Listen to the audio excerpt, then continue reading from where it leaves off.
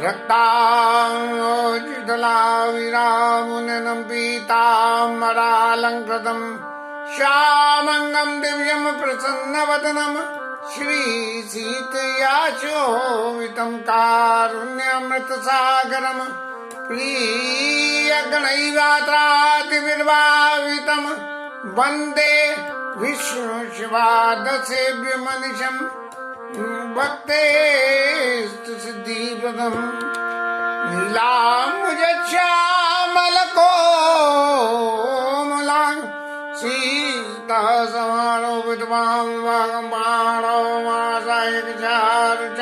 नमामि रामं श्रीगुरुचरण सर्वैर्निजमनमुकुर सुधार वरनौ रघुवर विमलेश जोदायक फलचारमावलोकय पंकज लोचन कृपा विलोकनि शोच विमोचन नील ताम्र रसधाम कामोरी हृदय कंज मकरंद मधुबोरी जातु दान बरूत बलवंजन मुनि सज्जन रंजन अगंजन भूसुर शशिनव वृंद बलाग असरन सरन दीन जनगा बुझी बल विपुल भार मय मंडित कर दूषण विराट वद पंडित रावण नारी सुख रूप भूप बर जय दशरथ कुल कुमुद सुधाकर सुयश पुराण विदित निगमागम गावई सुरमुनि संत समागम कारुणिक गलीक मद खंडन सब विधि कुशल कौशीलावंदन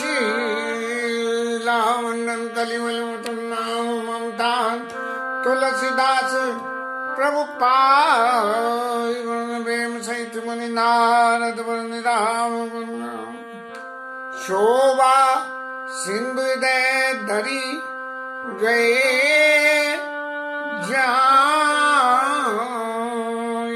बार बार देव शीर पद सरोज अनुपायनी भगति सदा सतसंग कामई नार प्यार जिमि लो वै प्रिय जिमि नाम तिमि रघुनाथ निरंतरई प्रिय लागौ मयि राम अच्युतम केशवम राम नारायण कृष्ण दामोदरम वासुदेवम भजे श्रीधरम माधवम गोपिका वल्लभम जानकी नायकम रामचंद्रम बलधाम हेम शैलावदेयम धनुजीवन कृष्णानम ज्ञानिनाम अग्रगण्यम सकल गुण निधानम वानराणामधीशम रघुपति प्रिय भक्तम बात जातम नमः श्रीरामचंद्राय नमः श्रीरामभद्राय नमः श्री सीताराम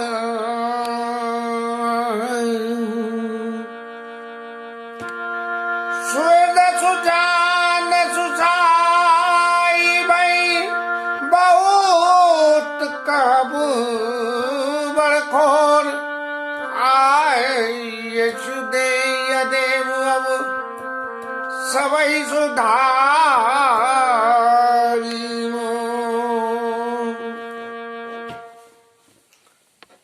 कल के कथा विश्राम में भरत जी जो अपना वक्तव्य दे रहे हैं उस वक्तव्य का सारा रहस्य कहिए कि कैसे ही भगवान राम अपने मुख से भरत जी को आज्ञा दें और भरत जी उसको करने के लिए कटिबद्ध हैं कि बिना भगवान की आज्ञा दिए मैं कुछ भी ऐसा नहीं कहूंगा और उसके संबंध में ठाकुर जी के गुणों की विशिष्ट चर्चा कि कैसे बचपन से लेकर अब तक ठाकुर जी ने राम जी ने मेरे संग किया है, इन सब बातों की और पूरे परिवार का अनुग्रह जो भरत जी ने महसूस किया था उनका वर्णन किया।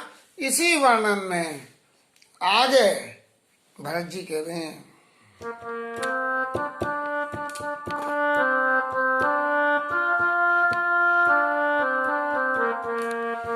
प्रभु पद पदमा पराग दुआय सत्य सुख सुख सीम सुआई सो कर ये अपने की रुचि जागत सोबत सपने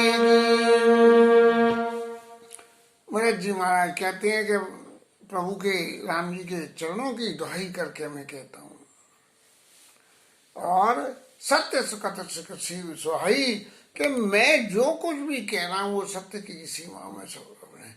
भरत जी के जीवन की सबसे बड़ी एक बात है कि जब कहीं भी उनको अपने आप को एक्सपोज करने की जरूरत पड़ी, अपने आप को कुछ भी कहने की जरूरत पड़ी, तो सबसे पहले भरत जी ने अपने जीवन में सत्य की दुहाई दी। माता कौशल्या के पास गए और जाके दुहाई दे के ये बोले कि जे पातक पातक आई कर्म वचन मम भव कवि ते पातक मोई हो विदाता जो ये होई मोर मत माता। ऐसी बातों से शुरू होते होते और यहाँ आके भी यही कह रहे हैं कि मैं तो बचपन से भगवान का जो है ये देखा है, इस तरह से प्रेम देखा है, तो मैंने ये करा। सब अपने दोषों की गणना को, हमेशा अपने दोषों की गणना को करते रहिए और कृपा भलाई अपनी नाथ की और दूषण विभूषण चार चमोर। राम जी ने तो ऐसा करा है, लेकिन मेरा जैसा आदमी जो था उसको भी सुधारने के लिए प्रभु को ही कुछ करना पड़ेगा। सो करिका ये अपने की रुचि जागत सोवत सपने की। अब मैं जाते सोते जागते अपने हृदय की बात फिर कहता हूँ। क्या कहते हैं? सहज स्नेह स्वामी शिव काई स्वार्थ छला फला चारी बियाई। स्वामी के प्रति सहज स्नेह करने की और उनकी सेवा करने की तरीका क्या है कि स्वार्थ छोड़ के छल छोड़ के और फल चार भी आई, धर्म अर्थ काम और मोक्ष, ये चारों फलों को छोड़ने के बाद स्वामी की सेवा जो करी जाए तो वो सेवा कब पूरी होती है? वो सेवा जब पूरी होती है जब ज्ञास मन सुसाई बसेवा सो प्रसाद पावे जन देवा। सो प्रसाद पावे जन देवा। ये स्वामी की सेवा का जो पैरामीटर है, ये पूरा जब होता है जब स्वामी आज्ञा दे और सेवक उसका पालन करे। इसलिए मैं बार बार वंदना करता हूँ कि मेरे स्वामी प्रभु राम जी मेरे को आज्ञा दें। अस कही प्रेम विवश भय बारी और पुलक शरीर विलोचन मारी। अत्यंत प्रेम में विवश होकर नेत्रों में उनके आंसू आ गए। एक सहज जीवन की बात को यदि हम समझना चाहें तो एक बात होती है जहाँ आदमी जिसे कहते हैं ना कि दिल फाड़ के, बोले उन्होंने दिल फाड़ के अपना सामने रख दिया। ऐसे भरत जी ने दुनिया भर की अपनी जो है दुनिया भर की अपनी बातों को सिद्ध करने के लिए अपना दिल फाड़ के रख दिया और इतनी बात कह दी कि इन बातों को कहने की बात कुछ बचा नहीं। और फिर भरत जी की आंखों में आंसू आ गए और आने की बात उन्होंने क्या कहा, क्या करा? पद कमला गए अकुलाई, प्रभु पद कमला गए अकुलाई, समाओ स्नेह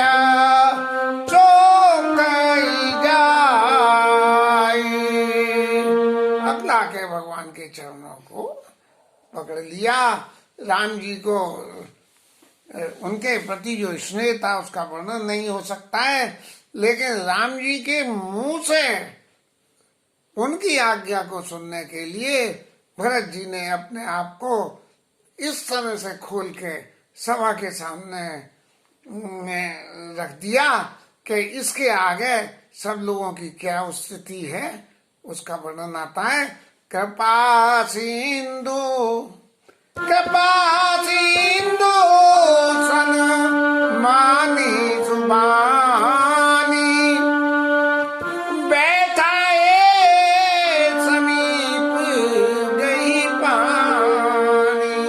अब भगवान राम ने हाथ पकड़ के उन्हें अपने पास बिठा लिया। भरत विनय सुनी देखी सुभाऊ शिथिल सने सभा गुराऊ। भरत जी ने जो अपने स्नेह की व्याख्या करके लोगों को अपने चित्त की सारी बातें बताते हुए जो कहा, तो उससे क्या हुआ कि शिथिल सने सभा रघुराऊ, मतलब पूरी सभा के लोग वाग भी इसलिए से शिथिल हो गए। किसी को कुछ समझ में ही नहीं आए कि क्या करे क्या नहीं करे। भरत जी ने ऐसा अपना दिल जिसे फाड़ के दिखाने की बात होती है, ऐसा दिल फाड़ के उस भरी सभा में लोगों को दिखा दिया कि मैं भगवान की सिर्फ सेवा सेवा सेवा और सेवा ही करना चाहता हूँ। मेरा अपना कोई भी वजूद नहीं है, मेरी अपनी कोई भी इच्छा नहीं है, मेरी अपनी कोई भी ऐसी नहीं है कि मैं ये चाहूँ और ना हो तो मैं उसके पलटे में भी कुछ करूँ। यदि स्वामी जो कह दे वो मैं करूँगा। राम जी कह दे कि वापस जाओ तो चला जाऊंगा, बोले कि वन में चले जाओ तो चला जाऊंगा। ऐसा जो रघुराज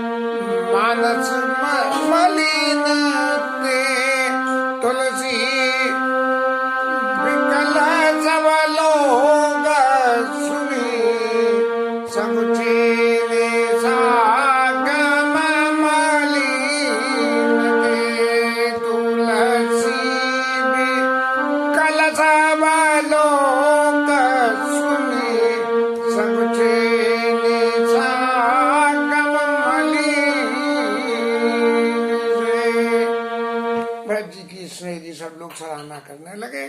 और देवताओं की तो स्थिति बहुत ही ज्यादा हो गई, क्योंकि उन्होंने तो उचाट शुरू कर दिया था।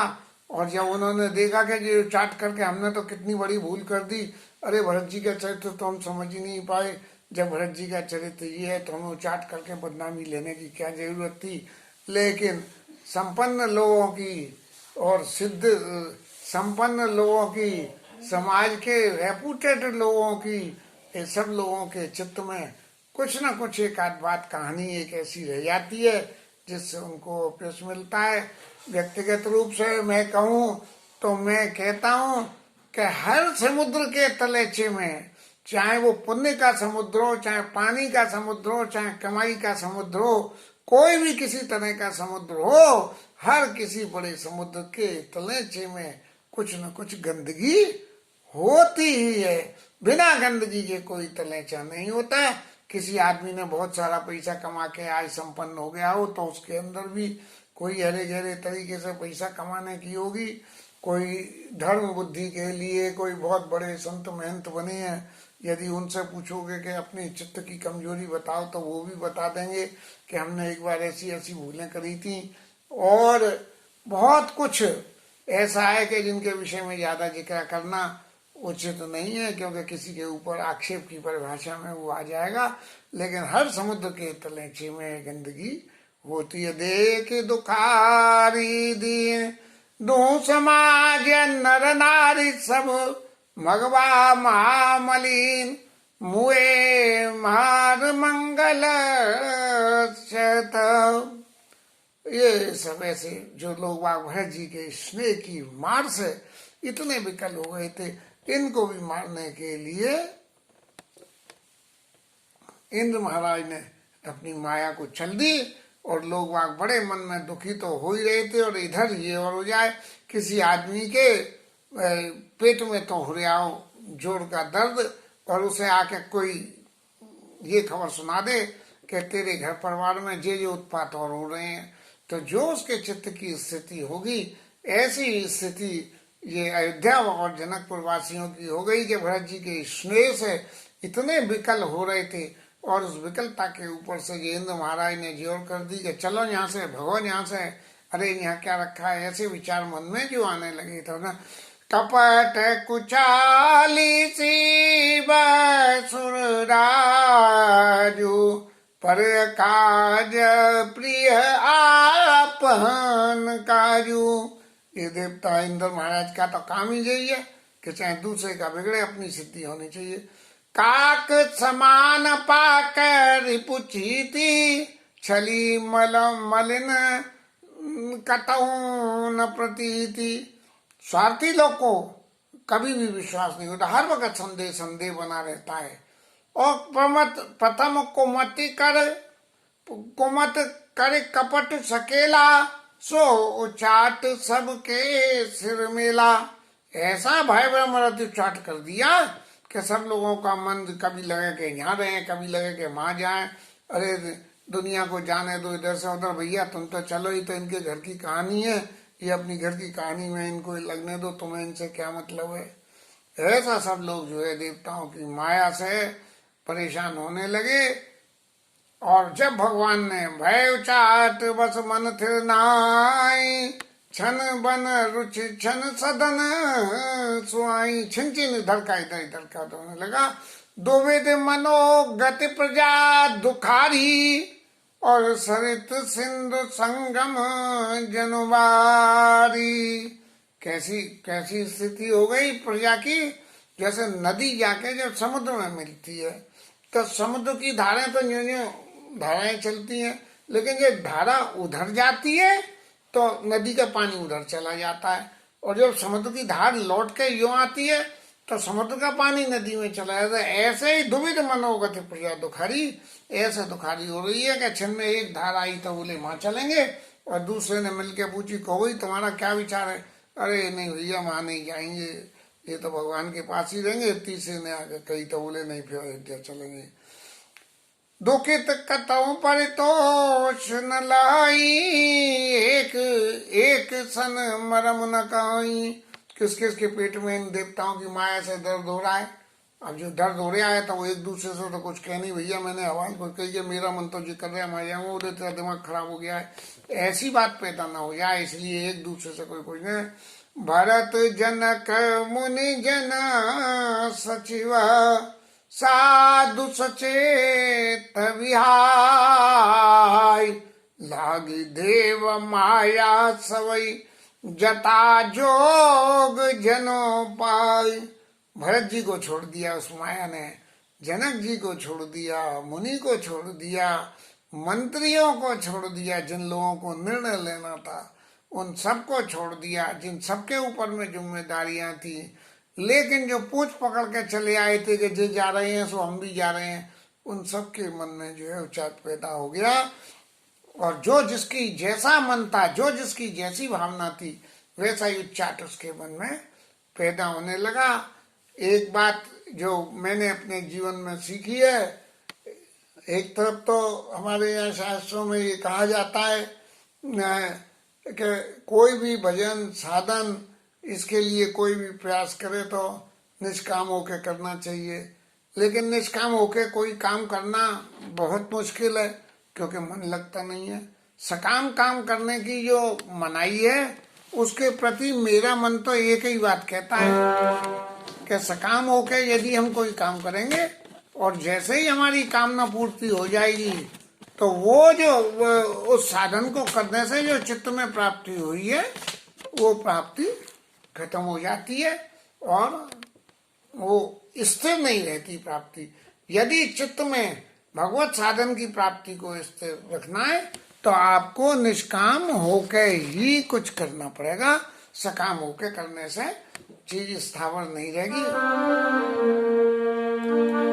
पकड़ के दौरान में जब बहुत परेशान था, ठाकुर जी से रोज विनय करता था कि कैसे ही महाराज ये मुक्ति दिलवाओ इन दुष्टों से, लेकिन जैसे ही मुक्ति हो गई, मुक्ति होते ही सारी बातें पुरानी भूल गए तो घर आके घर की माया में फिर रह गए।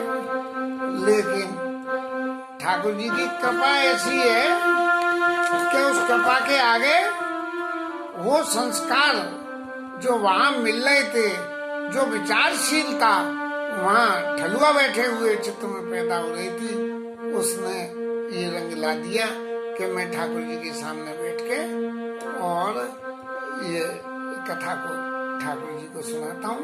क्योंकि वहां भी शाम के टाइम उन दुष्टों के बीच में बैठ के राम कथा भागवत कथा का जिक्र कहीं न कहीं मैं छेड़ देता था कि वो कथा की गुजरे कैसे, और वो लोग अपनी कुछ शंकाओं को रख के सेठ जी कैसे, वो कैसे, ऐसा कैसे पूछते थे।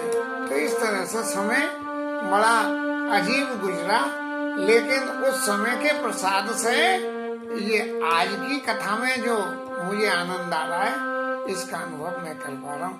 कृपा सिंधु लखे लोग दुखारी,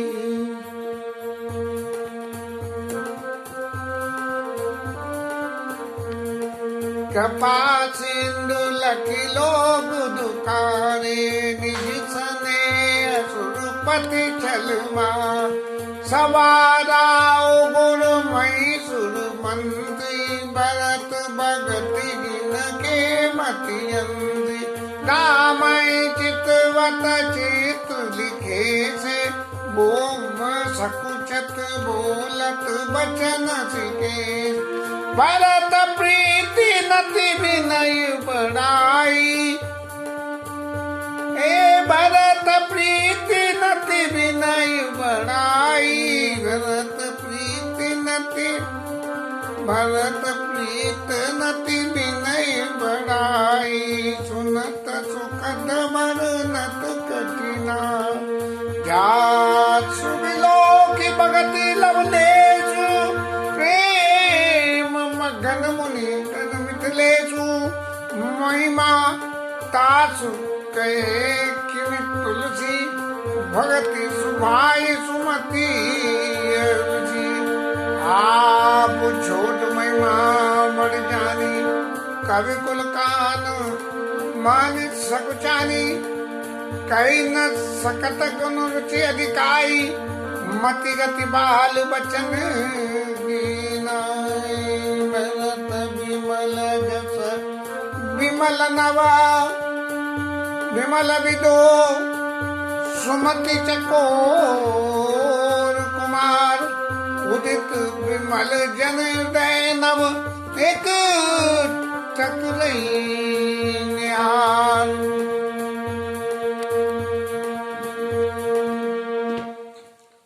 गोस्वामी जी कह रहे हैं कि भरत जी के स्वभाव की जो स्थिति है उससे सब लोग इतने प्रभावित हो गए, यहाँ तक कि भगवान राम को भी ये सोचना पड़ा, कृपा सिंधुल्ला के लोग दुखारे, कि ये देवताओं की माया से जो लोग वाग दुखी हो रहे हैं।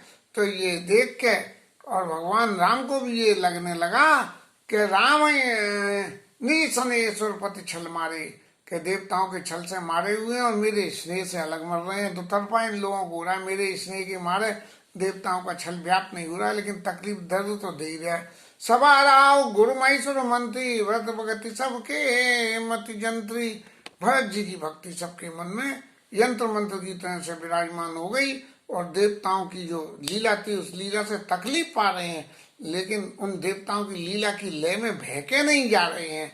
राम चितवत चित्र लिखे से, और राम जी को बिल्कुल ऐसे बैठे हुए देख रहे हैं कि भैया देख तो इधर रहे हैं और बुद्धि देवताओं की मति से कहीं और चल रही है।